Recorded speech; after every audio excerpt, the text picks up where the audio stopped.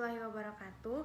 Perkenalkan, nama saya Laila Fitriah Ahmad, biasa dipanggil Laila, dari Fakultas Kesehatan Masyarakat, Prodi Ilmu Kesehatan Masyarakat, dengan NIM 2211213072. Pada kesempatan kali ini, saya akan menjelaskan tentang sistem pernafasan pada manusia. Selamat menyaksikan. Hai Laila. Hai, sini duduk. Udah datang ya. Oke, kita langsung nggak apa-apa? Boleh. Jadi di mana nih yang sebetulnya Anda kurang paham atau yang bakal aku jelasin gitu? Sebetulnya aku masih banyak ragu sih tentang materi ini. Yang aku pernah dengar tuh cuma ada pernafasan normal dan tidak normal. Betul. Tapi aku belum ngerti secara detail kan. Sebetulnya apa sih maksudnya? Terus kayak kenapa bisa ada pernafasan normal dan tidak normal? Oke. Kita mulai ya. Aku jelasin dulu nih. Oke. Jadi yang kamu bilang tuh benar, ada pernafasan normal dan tidak normal, ya kan? Tapi sebelum ke situ, aku mau jelasin dulu apa itu sistem pernafasan.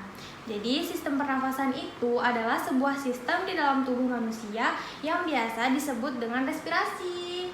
Respirasi? Apa itu respirasi?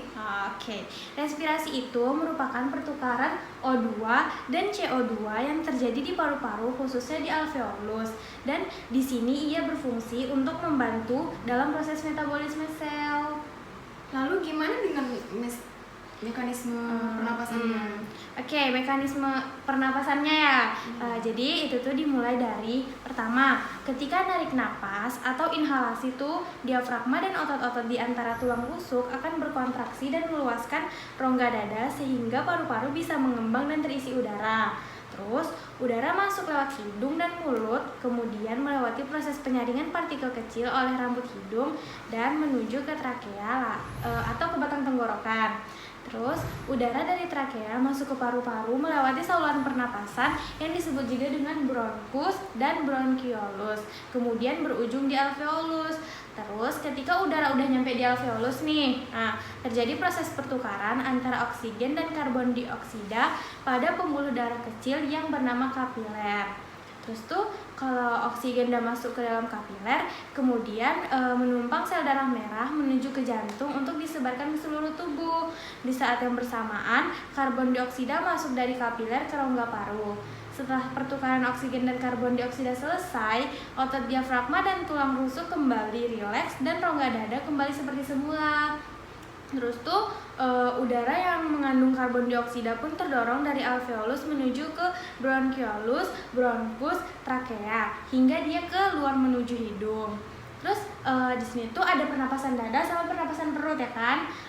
Pernapasan dada itu merupakan pernapasan menggunakan dada dan otot-otot di sekitar tulang rusuk. Dia menjadi terbagi dua, yaitu inspirasi dan ekspirasi. Inspirasi itu ketika otot antar tulang rusuk tuh berkontraksi.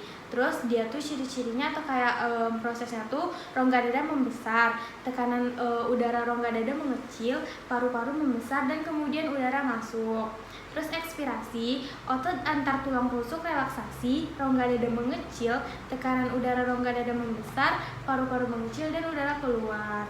Terus kan tadi pernapasan dada ya, jadi aku bilang ada pernapasan perut kan? Iya. Pernapasan perut atau yang dinamakan diafragma merupakan pernapasan yang menggunakan diafragma dan otot dinding di rongga perut di sini, rongga perut kan. Terus di sini tuh dia terdapat dua juga sama kayak dada, ada inspirasi dan ekspirasi.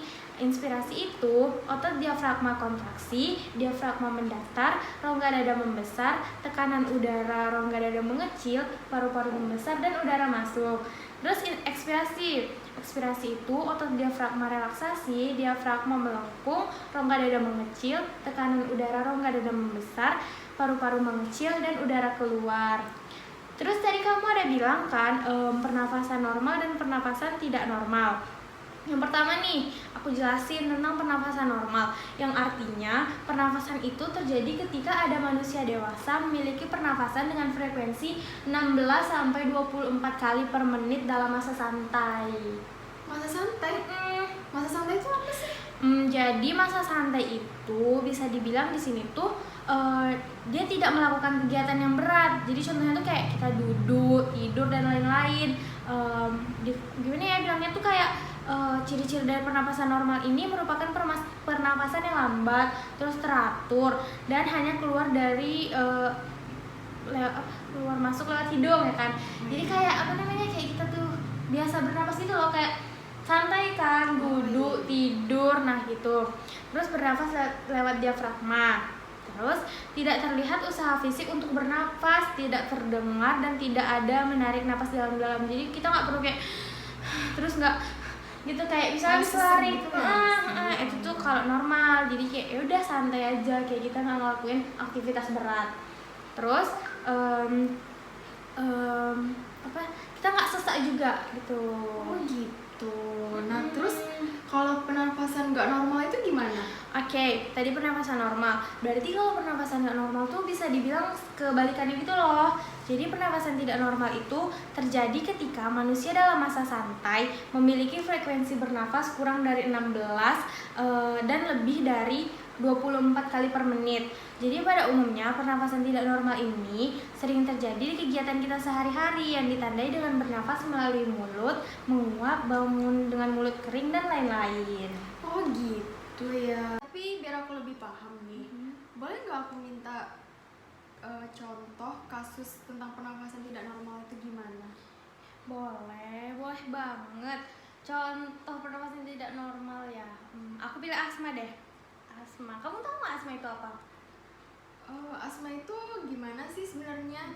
Soalnya kan lumayan banyak nih orang yang punya penyakit asma. Tapi kamu belum tahu detail gitu ya? Iya. Oke. Jadi asma itu adalah peradangan kronik saluran napas yang menyebabkan penyempitan dan hiperreaktivitas saluran pernapasan. Terus asma itu bisa mengenai semua umur, jadi enggak anak muda aja atau orang dewasa aja, itu tuh bisa semua umur.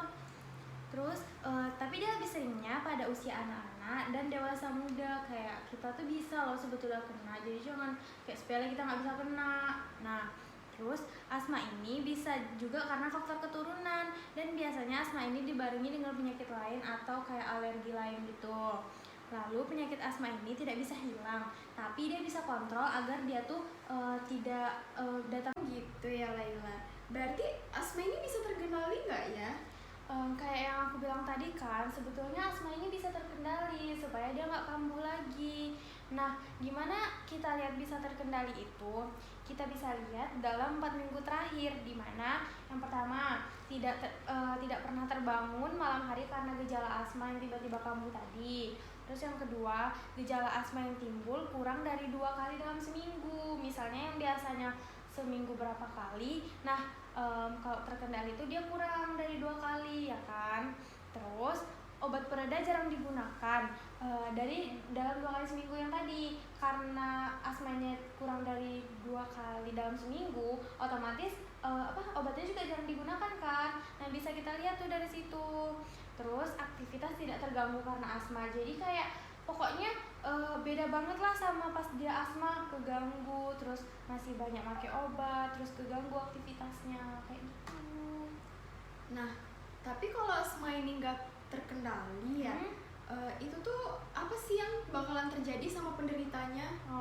Jelas banget ya, kalau misalnya asma itu nggak terkendali, maka itu tuh akan berdampak banget bagi penderita, apalagi pada anak-anak, dimana itu akan mengganggu pola tidurnya kan, bangun tengah malam pasti keganggu kan. Terus mengganggu tumbuh kembang anak, membatasi aktivitas sehari-hari. Terus meningkatkan angka absensi, maksudnya kayak dia nggak masuk sekolah kan karena dia sakit gitu. Terus menyebabkan prestasi akademik di sekolah menurun, itu bisa jadi menurunkan. Karena ya yang tadi aku bilang, pokoknya kalau misalnya aktivitasnya terganggu, pasti ada kan dampak buruk yang terjadi dari situ. Wah, berpengaruh banget berarti ya. Nah, ada nggak sih pertolongan pertama kalau kita itu ada serangan asma gitu loh? Itu tuh sebaca aku ya, yang pernah baca itu tuh pasti ada dong. Nah, pertama banget nih bisa dilakukan dari pasien atau keluarga pasien dengan cara saat asmanya kambuh, penderita bisa meredakannya dengan cara duduk seperti membungkuk gitu. Jadi kalau misalnya asmanya kambuh, ini kalau di rumah ya, misalnya asma kan kambuh, jangan dibawa baring, dibawa duduk, biar duduk sambil membungkuk gitu loh. Nah, lalu bisa juga dengan mengonsumsi obat pelebar saluran pernapasan. Asma ini kan penyempitan saluran pernapasan ya. Jadi mengonsumsi obat pelebar saluran pernapasan. Contohnya yang paling sering dikonsumsi itu namanya ada salbutamol. Nah, oh iya, terus kalau belum reda juga itu gimana ya? Nah, kalau belum reda juga itu sangat disarankan untuk ke rumah sakit agar diuap. Biasanya sama sih dikasih salbutamol juga, tapi dalam bentuk uap masker gitu, tahu kan? Bentuknya yang kayak gini tuh. Oh iya, aku pernah lihat sih. Nah, tapi biasanya orang-orang yang memang sering kambuh itu, mereka biasanya tuh udah sedia obat di rumah, dan dia tuh ada yang ada punya obat hirup yang biasanya bisa dibawa kemana-mana. Kamu pernah kan lihat orang yang kayak di TV dia sesak napas tuh, dia yang kayak gini tuh,